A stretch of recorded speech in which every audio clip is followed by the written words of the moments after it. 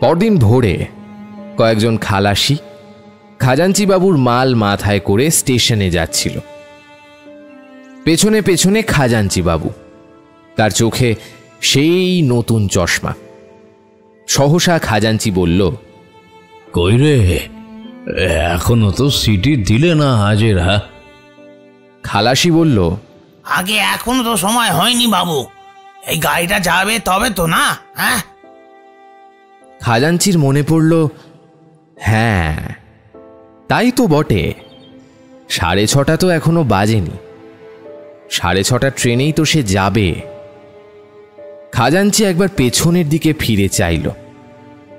কারখানায় চিমনি থেকে গলগল করে ধোঁয়া বেরোচ্ছে। সে চোখ ফিরিয়ে নিল। একটা দীর্ঘশ্বাস ফেলে ম্লান হেসে আপন মনে সে বলে উঠল, ভগবান আছেন।